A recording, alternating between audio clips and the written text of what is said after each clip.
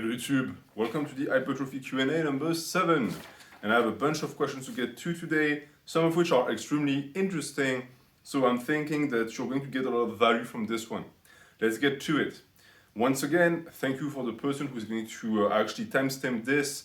You are saving me and the community a lot of time and you are deeply appreciated. First question, what is your opinion on these 3 lifts? Number 1 being the feet up bench press. A number of people say that it will increase chest involvement as leg drive can help you out. I think it's awkward to do. Okay, so the Larsen press, which is also called the feet up bench press, is extremely popular. It's been popularized recently by certain YouTubers. I've personally never done it, and I've never done it because it's a rule of thumb for me to never put myself in a disadvantageous position when it comes to the setup on certain lifts. And the bench is one of them, for one simple reason. I know that it's possible to maintain your arc on the Larsen, I understand that. But I find it cumbersome. And for me, when I bench, the number one thing I'm thinking about is the health of my shoulders. That's it. If I cannot fulfill that number one priority, then I'm just not going to bench. And the problem is with the feet up is that it really kills my arc, and therefore I just don't do it. But when it comes to actually reducing the involvement of the legs, well, yeah, leg drive is really important for bench press, and therefore you will not be able to push as much weight. And it's also going to be challenging because you're going to have to find a way to stabilize. Because when your feet are anchored in the ground, that's how you stabilize on the bench. But if they're not touching, then the only point of contact is the back. In which case, it's going to take a lot of rigidity in the core. And that can be a good thing because it can help you get better at this, get stronger in this position. So it can really be a valuable variation of the bench press. That being said, if you don't like the way it feels, don't do it. It's not a must do at all. Number 2, the close grip bench press using an easy bar and a monkey grip. Okay, and you linked me a video of Lee Priest of all people doing it. So from what I've seen in the video, he does it with his elbows really out, and he really lets the elbows squish into the lats, and he does it for very high reps. And the monkey grip, for people who don't know, is a false grip. First off, the false grip with the presses, I'm a big advocate of, besides for heavy loads. If you bench heavy, I highly encourage you not to do a suicide grip. It's called a suicide grip for a reason. But if you're going to do something else, for example, vertical presses are amazing with false grips. A lot of people are afraid it's going to fall on their head, but it doesn't work like that. Gravity doesn't work like that because when you do an horizontal press, your hand is like this, so the bar is here, so you most likely have to be like this, and in this case it's dangerous because it can roll here. But if you're doing a vertical press, now the arm is stacked like this, so what's happening here is that as you press up, the weight is pressing directly down. You understand? It has no chance of rolling at all. I've never had a bar roll away from my hands doing overhead press because it's just a different strength curve. So to get back to the question at hand, I like that. That being said, it's never going to be something you're going to use for strength work. It can be good as a backup movement. And on top of that, I really like to do Skullcrushers followed up by the press because most likely if you're doing an easy bar press, it's not going to be super maximally load just because it's tough and awkward to get in position already, even with baby weight. So it's a good movement. Just pay attention to the elbows if it feels good or if it feels bad, because it can really depend on the way you're built. So that's a good movement, I like it. But it doesn't beat a normal standard barbell close grip bench. It can complement it. And it's free tonnage for the chest and triceps, so why not? And do you think it is better than a traditional dumbbell press? And that is related to the Arnold press. So the Arnold press, for people who don't know, is the one where he curls it up and he does that thing up. And it's basically an hybrid of a lot of movements. And the problem that I have with this is that there's 2 options. There's the one where you curl it up and you do it, and then there's the other one where there's a lot of wrist rotation because you don't just press up. And I think it's because you press up and then you bring it like this and you do this, if I'm not mistaken. I'm not against it per se, but again, the issue with hybrid lifts is that they're hybrid. So you're going to work a wide range of things. And it can be good for just like a movement that you do at the end of an arm day or a press day. but it's not something you're going to bank a lot of tonnage on because it's a little bit too random. It's a little bit too gimmicky. And it's the reason why it's also a lift that has this name is because, you know, it looks cool when you do it in a gym, so a lot of people do it, but they don't really understand why they're doing it. So I wouldn't reprogram that for anyone in reality. If you want to do a normal press, just do a press. And if you want to implement some shoulder rotation or wrist rotation, you can do it, but you'll have to do it with low weight because you're working mobility pretty much. And in that case, those are two different values. That's the issue of the lift. Next question. What type of physique do you think Baki has during the Son of Ogre manga? Like their arms and yoke and legs, especially calves, are huge and look badass. Well, if you look at Baki and the way the physiques evolved, there is a strong trope going on, meaning that each arc has its particularity. If you look at early Baki, the characters of early Baki had usually very developed core. There was an emphasis on the legs, the upper leg, but the rest was still like relatively natty, meaning that the arms were big, of course big, but never like stupendously big. Shoulders were always okay. And then the convict arc started, and that's when you started seeing the big calves. In reality, the big calves started even back during the maximum tournament, where they had those cantaloupe calves out of nowhere, and they started looking leaner too. Because early Baki, people were like carrying a lot of body fat on their frame. They were huge, but they weren't shredded. And then they started getting leaner and leaner, and you see that with Baki, who ends up with an incredible physique. But the more the manga advances, the more the author has to make you go like, wow, and surprise you with an even bigger physique, sort of like pro bodybuilding in a sense, and therefore there's an escalade of muscularity. So in Son of Ogre, as you've mentioned, pretty much everything is huge, right? We've gotten to the point where everything is just big.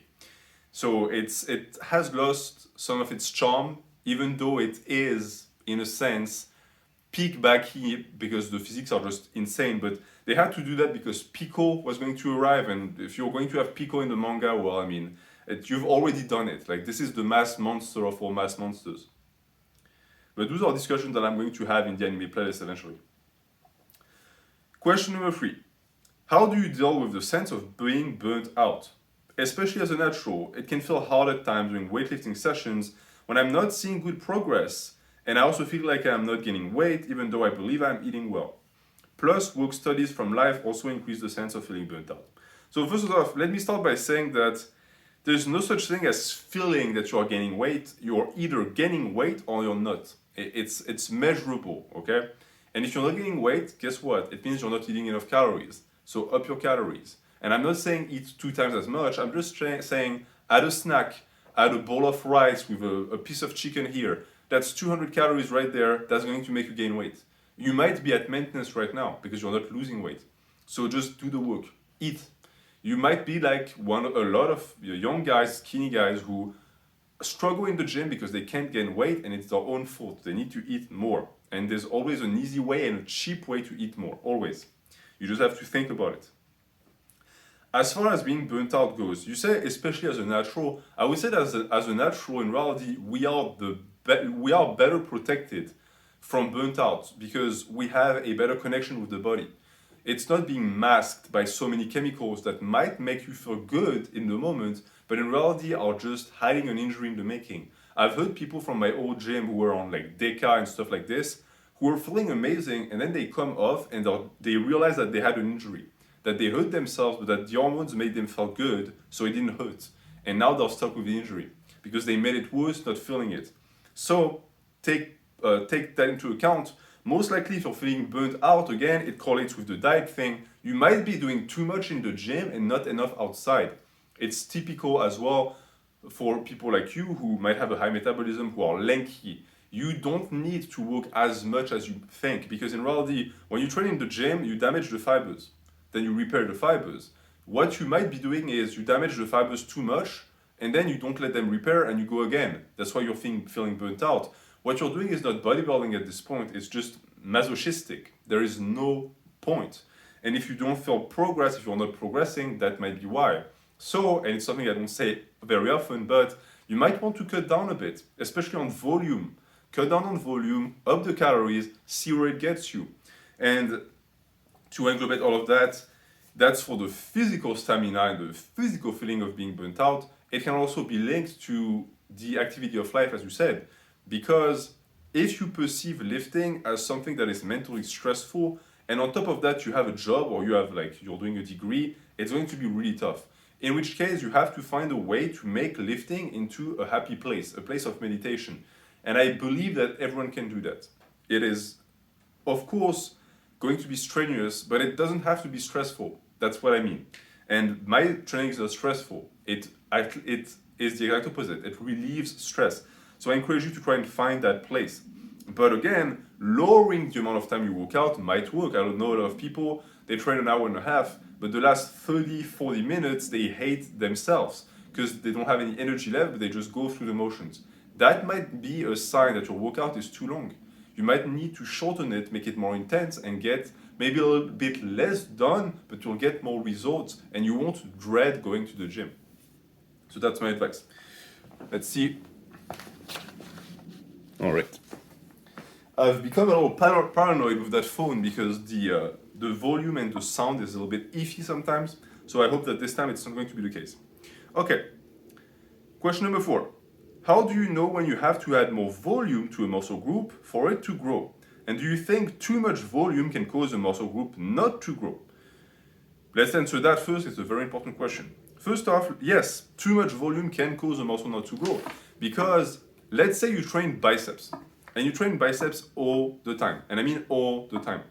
Okay, you break it down, but it never recovers. So you never progress in weight. And on top of that, you are purposefully destructing a work that is not prepared yet. If I were to find an equivalent, it would be like if you have a wall, okay? Or no, better, a chair. You have a chair and it's broken and you fix it with glue, but before the glue can set, you sit on it again and it breaks again. And the second it happens, you get up, you put the glue, you stick it back in and you sit again. The chair is never going to be repaired because you constantly break it down before it can straighten itself. And that's what the muscles are trying to do. When you break them down, they're thinking, oh man, we need to get stronger and bigger. So they repair themselves stronger and bigger. But if you don't let them do that, then you'll never progress. And therefore, yes, too much volume can cause a muscle not to grow, just like the previous case exemplified. And then, when do you have to add more volume for a muscle group to grow? Well, whenever progress doesn't occur. That's as simple as that. It's the same for frequency, intensity, and volume in a sense, meaning that intensity by default will be driven up if we correlate that to the number of pounds you lift. But when it comes to volume and frequency, those are variables that you really manipulate whenever it is needed, meaning that you can have minimal improvements in volume and frequency and still make good gains. That correlates also to the idea that you might also be training for strength without realizing it because you're constantly pushing the intensity, but the tonnage doesn't grow much. A question that I will tackle in a video where I explain the differences between training for size and hypertrophy because too many people still don't get that. But in your case, here, it's simple. You look at how much sets and reps you're doing and you're thinking, okay, am I making steady progress in weight and productive overload? If the answer is yes, you could just not add any volume at all. If the answer is no, it might be time to add a variation. It might be time to add 2 back-off sets or mirror sets somewhere else in the week, etc. Always within the line of specificity. A topic that I'm also going to explain in the hypertrophy series eventually for variations and for what a lot of people are going to call accessories. Question number 2, what are your experience with muscle atrophy? So muscle atrophy, I'm going to just arbitrarily decide that you mean the atrophy of the muscle when it is not being worked and not through anything like a illness or something. So I've went through that because my family lives in the mountains and there's no gyms there. So when I go there, there's no way for me to do the legs. Right? I cannot train legs there. And therefore, I've always noticed one thing.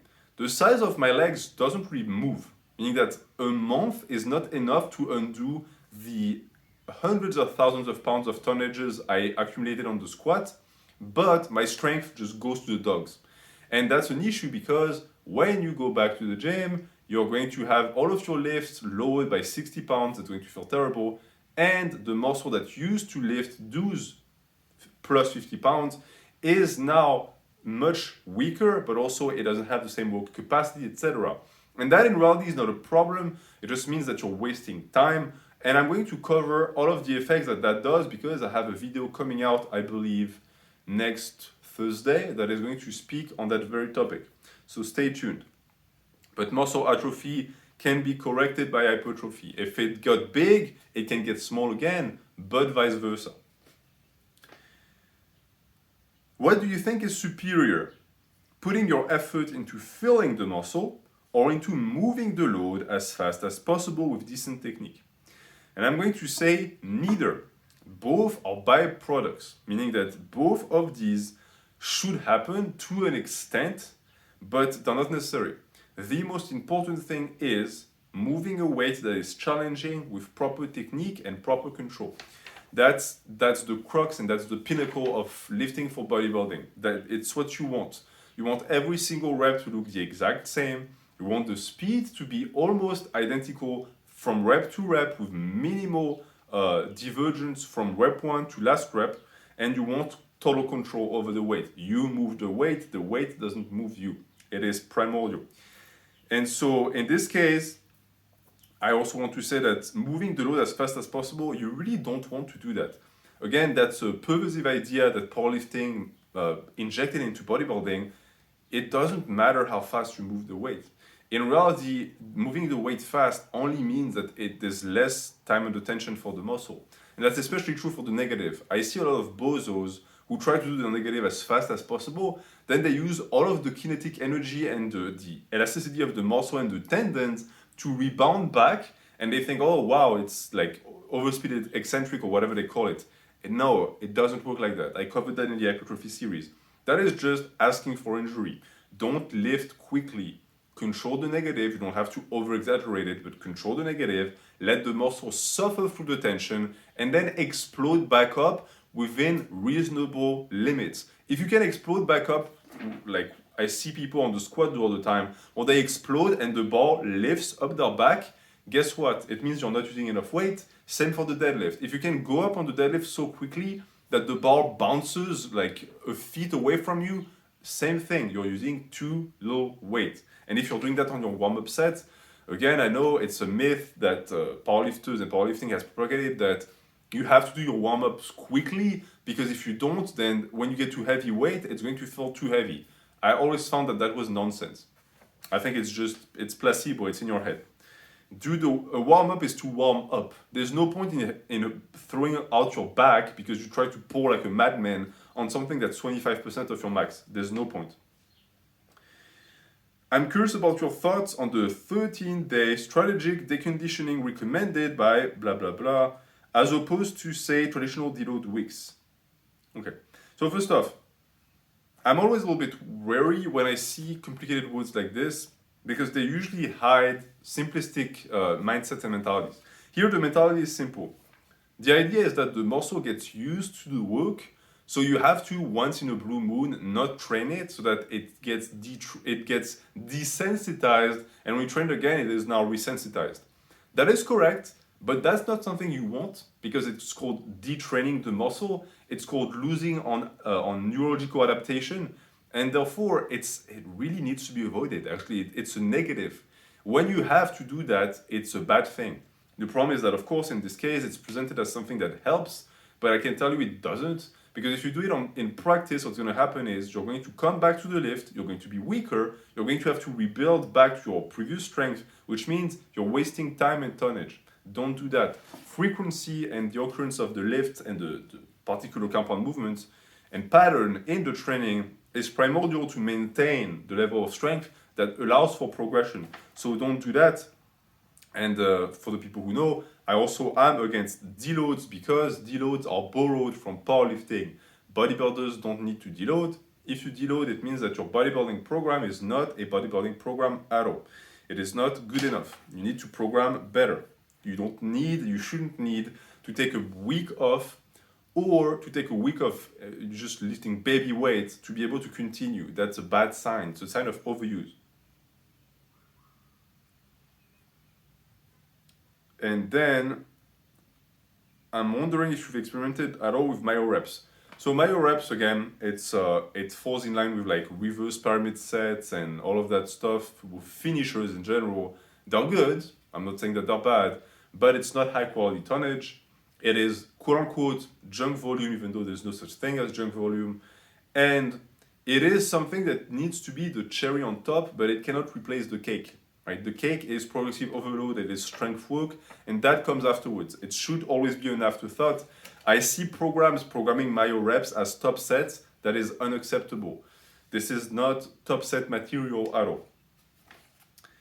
Can you expand on the topic of ribcage expansion using pullovers? It's bone, so it can't actually be reshaped. So how does it work? Well, the ribs are bone, but what's in between the ribs is not bone. It can be expanded. It can be reshaped. And a pretty good example of that, if you look at my back, especially my lat spread a year ago and now in the latest Road to Bigger Back update, it's night and day. Like, it's insane. And that's only from 1 year. So I can tell you that ribcage extension does work. It's not a gimmick. I can't explain you scientifically how. Other channels can explain it to you better than I can. But to me, it's simple. It's that there's tissue in between the ribs. And the ribs are extremely flexible because when you breathe, they expand. Naturally, the rib cage is built to expand. If they didn't expand, we would be in big trouble because it would be like wearing a corset made of bones 24/7. It would be very painful. But no, they are able to naturally expand. So if through the pressure of the lungs they can expand, I do think that it's the same with the pressure of the pullover. And it's the same for the chest. The chest can expand, it can grow. Because if you look at the rib cage and the way it's built, a lot of people think that the rib cage is this, but the rib cage is this. Like, it's a cage. It cages all of the organs together, and you're basically, and I say we are basically rib cages with a head on top and like two arms stuck on the side. Meaning that it's an incredibly important part of the frame, the human frame, but people don't think about that. You have ribs all up to here, like they really go high. So yeah, do pullovers. If I can give you one advice to have a better looking back and physique, do your pullovers. I notice that I sometimes wake up with numb arms. Does this hurt recovery since the blood flow is restricted? Well, I share the same experience. It really is random. I don't know what causes it, but I sometimes wake up with arms that are fully asleep, ironically enough. And it's a little bit freaky, right? You don't like that feeling at all, and you think, oh, what if, I'm really hurting my development? I have found that it's not the case at all. What could be the case, however, and that's a little bit more severe, is if you sleep pressing on a nerve, you could pinch a nerve. And that's an issue because you're going to start losing sensation in that arm, and a pinched nerve leads to muscle atrophy because the muscle cannot be recruited. It's a really complicated process actually, but pretty much what I understand is that the mapping of the central nervous system and the peripheral nervous system uses the nerves to sort of quantify and keep tally of the muscles, and therefore if a nerve fails to let the brain know that a muscle is there because it's pinched, then the brain is like, well, that muscle doesn't exist anymore, and so it starts to atrophy, and it sometimes goes very quickly, and it sometimes requires surgery. What I have found for this is grab an elastic band, do this, that movement that no one ever trains. It really helps decompress the nerves. And on top of that, try to rethink the way you sleep. I know it's strange, but try to force yourself to fall asleep in a position that is not going to cause you to do that. Modify the pillow you buy. Maybe it's the pillow with your arm underneath the pillow that makes it fall asleep, etc. But if you don't have any of these and you don't lose sensation and it just comes back, don't worry about it. The reason why you wake up most likely is because your body is like, okay, we've had our fun and your arm is now fully asphyxiated. Please wake up and like move around so that the blood comes back. It's not a problem at all. Hey, I know you touched on this before, but could you elaborate more on sandbagging versus additional quality tonnage? How does one know when he's doing a valid back off set or another movement for an already trained body part, and not just a bunch of extra volume that doesn't do much or anything for additional growth? Excellent question. So sandbagging is not a bad thing. First off, nothing is a bad thing in programming. There are concepts and you apply them for growth. That's it. Just like junk volume. Junk volume is not a bad thing. Nucleus overload is junk volume, but it is good. It makes you grow. So in this case, when sandbagging is bad is when it is done in replacement for what should be quality tonnage. Meaning that you are doing a rep range or you are doing an exercise with a certain weight that does not represent high quality tonnage because it's just not within a relevant intensity window. That is bad sandbagging. Good sandbagging could be reps in reserve that you quantify on purpose before the set. It could be reducing the amount of volume for a certain day because you know that there's going to be the same muscle group worked in 2 days and you want to be fresh, etc. So it's the difference between someone who understands how to manipulate volume and intensity and someone who doesn't. And in that case, for your example, you want additional quality tonnage. So that's good. This means that it comes after something that by default is already superior quality tonnage. That is a given. It cannot be otherwise. Okay. What can be the case for this and what can be a good indicator that it is a good type of quality tonnage is you did a few sets of squats, for example. You did it in high intensity, okay? You had a lot of good quality. But you think, okay, I would like more volume, but I've already done work with such a high weight that there's no way I'm going to be able to match it. And that would be a mistake because what makes the quality of the tonnage isn't necessarily the intensity based on the 1 rep max, but it's the intensity based on the 1 rep max correlated to the baseline within the workout. Meaning that because you opened with strength work, you are tired now, meaning that the muscles are already pre-fatigued. And if you look at the state that they're in now, your baseline is now attacked, it's not 100%. So what follows up is going to be quality tonnage if it leads to failure within a relevant intensity window and rep range. Example. Let's say you come one day and you do sets of front squats for 5 reps, 200 pounds, and you get 5-5-5, and you're thinking, okay, I got all of my reps and it was fairly easy. So you now take that very set and you plug it after another set of squat that comes first. So you do now back squats and then front squats, and you again get the 200, 200, 200. That might be a sign that this is not high quality tonnage because you failed to reach failure on what is essentially a back off set. This is when you reassess and you up the weight. Because in reality, as long as you go to failure, there's no such thing as bad quality tonnage. It might be the case, however, when you deviate so far from the baseline, what I personally call the absolute intensity, that it is now irrelevant. Meaning that if your max on the back squat is 400 pounds, and you get to a point in the workout where you're doing squat with 200 or like 180 and 3 reps are almost impossible, you might have dug yourself way too deep, meaning that it's now way too much. So you have to be in tune with the lifts. You have to have a knowledge of the lifts and how they affect you. It's why I use the example of the front squat for 200. You should be able to know how much you can front squat when you're fresh and look at that for when you use back off sets. How much can you then lift? Is it still relevant? Most of the time it is going to be. And for a lot of people, I mean, if you're going to do 2 movements, especially compounds for the same body part and group, well, I mean, 3 sets of the first movement and 3 sets of the second is already plenty. You can really overdo it if you want and add another 3 sets of another variation. That's a lot. I sometimes do it when I want to just crush the muscle, but it's not necessary for hypertrophy. It's just an extreme practice of fatigue, if that makes sense. If it doesn't, let me know in the comment and I can reiterate. Other than face pulls and other pulling exercises, what are your preferred rear delt exercises? Well, you word it as if face pulls and pulling exercises were the best, but I don't think they are for the rear delt. They're good through weighted stretch, they're good for sure. But my preferred rear delt exercises are always going to be presses and flies, raises in general. And so if you do a overhead press with proper form, for example, you will feel your rear delts.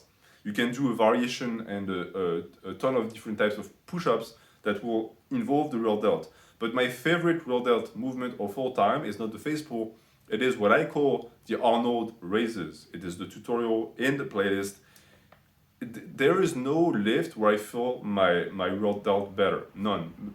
You can also do a lateral raise with an elastic band, with the band behind you. That also works, but it's not as easy to load and it tends to be junk volume. So I say, give Arnold raises a try. Thoughts on decline pullovers for greater range of motion? Shouldn't they be better than the regular flat ones? Okay. So in this case, if you're thinking about this, this is the regular ones that you do with your back like this, and your arms extend here, okay? So when the dumbbell is here, it can go lower, of course, but when the dumbbell is here, it's at the exact extremity of the arm. So the leverage and the momentum is the strongest, and it pulls on the back. It pulls on the chest too. It's because it basically is a weight that is pulling your arms, and so everything that is connected to the arm is being stretched as it resists the weight. If you look now at the decline, now your back is like this. So you start here, all that you do here, all you do here, all the way here, here, you're not stretching anything because you're basically just slowly moving the weight back. But again, if you look at the example, it's not pulling on the back or the chest when it's here, right? Whereas if I corrected and we're here and I did this, when you're here, right there, there's already tension on the flat bench. But if you correct for the decline, there's not. For you to start feeling a stretch, you would be around here. Like that's when the stretch starts to occur. And then here. The thing with the decline is that you're right, there's more range of motion here. Now you have to decide, is it worth it? Is it worth it for me to do that range of motion, or am I okay with just going here? Because the decline, you can really go here. So it's something that you need to try for yourself. I have personally never tried. I know that a lot of people swear by it. I have found, however, that if you're going to do a decline, it makes much more sense to use an easy bar, just for the way the curve of the movement is going to work and the path of the bar. So give it a try. And if you really are obsessed with pullovers, you could actually do both. You could do one for your main lift and one for variations. I recently got a Rogue Rhino belt squat installed into my rack. How would you program this lift? Upper body may also be done with the pulley. Well, if you're thinking just belt squat, I'm not an expert. That being said, I can see that this lift has a lot of potential because it tractions the lower back if you do it properly. It is going to just be free tonnage for the quads. The injury risk is like non-existent. The only risk is really the setup and not being able to get out of the lift safely. But if you figure that out, you'll be fine. I would say be extremely careful. It's just a little side note. Using belt squats with machines that load the belt squat on your back, which they do exist. They're not technically belt squats, but I see a lot of people who use them for squats. Because if you try to re-rack and it doesn't, and you have no tension, it's going to squish you like a pancake. So be careful with that. And with the belt squat in general, I've found that the ones that are cables, where you slap the cable to the belt and it pulls you, are more dangerous than the ones that are actually using free weights, because it can pull you out of position easily. The weights could also pull you out of position if you're high up on something, because if you fall, you're going to get hurt. So be careful with the lift. The tension of the lift and the way it makes the body move is perfectly safe, but the setup might not be. So be careful with that. And the way I would program them very simple. You do 4 sets of 10 to 15, 8 to 12. Don't go into lower rep ranges, I would say, for hypertrophy, there's no point. And just, this is an excellent lift to have on a lower day where you prioritize hip hinges. You open with a deadlift, then you do this superset with pull-ups, you're good, because it doesn't tax the lower back. And the same logic could be used, like you do back squats and you still want some knee flexions in there, but the lower back is fried, you do your belt squats. It is a great tool. And for the upper body with the pulley, you can do the rows, etc., which, you know, these you can program wherever you want. I mean, I don't think there is a line of specificity that is going to be linked to the use of the equipment at hand, but there will be some based on the type of movement pattern that you train on them. But it's a good investment, I've heard. What is your opinion on reverse grip dumbbell bench? Is it a bad idea to do it instead of a regular dumbbell bench press if upper chest is lagging? Or should I just do both? I can't tell for sure how much reverse grip dumbbell bench press hits the mid and lower part of chest, and I don't like doing incline because I feel it more in my shoulders, even on lowest incline, and you are injured. Okay, so The reverse grip dumbbell, if we're talking reverse grip, it might be the most comfortable and the safest way to do a reverse press because it just is going to fit naturally in your hand and the rotation of the shoulder is going to feel great. You will find that it really doesn't tax the shoulder. I mean, if you think about it, that position here is tucked, it's perfectly fine. You just have to be careful that you don't end up doing something that converges where the shoulder is like this inside. You really want it to be like this. So you want to press straight or outside like this, but never inside like this. So just be careful. It's a good lift. I wouldn't say do both dumbbell and reverse. I would say rotate them because the detraining that happens on this lift is really low, so you're not going to lose any strength. And you could actually train the regular dumbbell bench press in a higher intensity rate and do the reverse with more volume if you want to catch up on the chest. Now, I don't know how much it's going to work. If you have a good sensation in the chest, then by all means do it. When doing Skullcrushers, is the correct form always with elbows in, or can it also flare out a little? Good question, excellent question. First off, if we're talking flaring out of the elbow, this is a visual cue, which means that it might not be the best to determine dangerosity. That being said, usually when you're pressing, you don't want the elbows flaring out because it means that the shoulders are starting to internally rotate, and on top of that, it also usually means that you're touching too high. So that's, in reality, it's not the elbows flaring that's the issue, it's what's happening when they flare out. Because it really is just a symptom of something graver. So that's one thing. But if you're thinking about Skullcrushers, you don't have that issue. Because who cares if they flare out, you're not doing a press, so the shoulders are not involved. In which case I say, let them flare out. Mine flare out really a lot. When I do Skullcrushers, I'm like this. Like they really flare out a lot, but that's because I feel them the best. When I do this, like this, I don't feel anything. I feel all tendon, the tendons get a nice workout when I do this, but I feel nothing in the triceps. But when I do this, just doing the movement like this, I can feel all of this stretching. So make it work the way you want it to work. Start low and see how the tendons of the elbow like it. And last question for today. Programming Romanian deadlift and good morning on the same leg day, would this be a bad idea for someone who also does conventional deadlift around one time a week on a bad day? So first off, you doing deadlift once a week doesn't really matter. What matters is where it takes place within the week. Because if you tell me, okay, I'm deadlifting on Thursday and I'm doing Romanian deadlift and good morning on Tuesday, I'll tell you, okay, that's bad. You want as much space as possible between those two lifts as you can give yourself.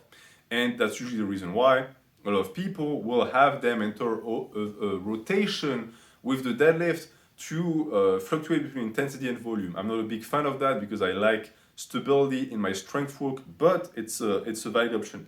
That being said, doing them both on the same day is a really bad idea because they really are extremely similar lifts. There are hip hinges that target the posterior chain and put strain on the lower back. So there is really no point. If you go back to the example I gave before of sandbagging, this would be dangerous sandbagging because you would enter one of the other lifts with a fatigued lower back. And the worst you could do is Romanian deadlift and then good mornings. That's recipe for Snap City.